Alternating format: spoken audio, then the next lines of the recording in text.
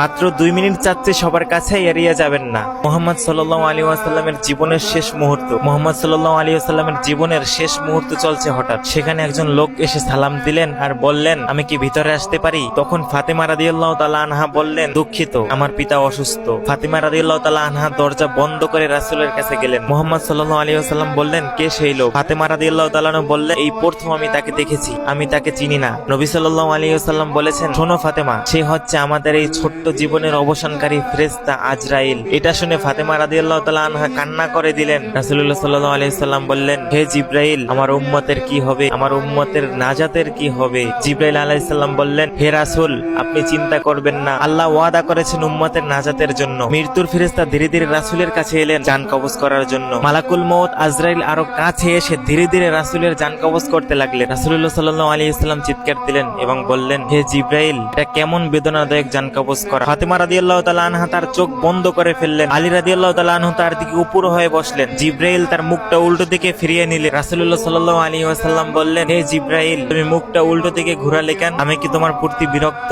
জিবরাইল আলাইহিস সালাম বললেন, হে রাসূলুল্লাহ, সাকারাতুল মউতের অবস্থায় আমি আপনাকে কিভাবে দেখে সহ্য করতে পারি? ভয়াবহ ব্যথায় রাসূলুল্লাহ সাল্লাল্লাহু আলাইহি ওয়াসাল্লাম ছোট্ট একটা গুঙ্গানি দিলেন। রাসূলুল্লাহ সাল্লাল্লাহু আলাইহি ওয়াসাল্লাম বললেন, হে আল্লাহ, জান কবজের সময় যতই ভয়াবহ হোক সমস্যা নেই, আমি বরণ করে নিব, কিন্তু আমার উম্মাহকে ব্যথা দিও না। রাসূলের শরীরটা ধীরে ধীরে ঠান্ডা হয়ে আসতে লাগলো। তার পা বুক কিছুই নড়ছে না। রাসূলের চোখের পানির সাথে তার ঠোঁট কাঁপতেছিল। তিনি কিছু বলবেন মনে হয়। রাসূলুল্লাহ সাল্লাল্লাহু আলাইহি ওয়াসাল্লামের ঘরের বাইরে চলছে কান্নার আওয়াজ। সাহাবীরা একজন আরেকজনকে জড়িয়ে ধরে উচ্চস্বরে কান্নারত। আলী রাদিয়াল্লাহু তাআলা আবার তার কানটা রাসূল সাল্লাল্লাহু আলাইহি ওয়াসাল্লামের মুখের কাছে ধরলো। রাসূল সাল্লাল্লাহু আলাইহি ওয়াসাল্লামের চোখ ভেজা অবস্থায় বলতে থাকলেন, ইয়া উম্মতি, ইয়া উম্মতি। শিক্ষা। মৃত্যুর সময় প্রাণপ্রিয় নবী মুহাম্মদ সাল্লাল্লাহু আলাইহি ওয়াসাল্লাম বলেন, আমাকে সব কষ্ট দাও, কিন্তু আমার উম্মাহকে কষ্ট দিও না। মৃত্যুর সময় রাসূলুল্লাহ সাল্লাল্লাহু আলাইহি ওয়াসাল্লাম বলে গেলেন, নামাজ কায়েম করো। মৃত্যুর সময়ও রাসূল সাল্লাল্লাহু আলাইহি ওয়াসাল্লাম বলে গেলেন, আমি চলে গেলে আমার উম্মতের কি হবে?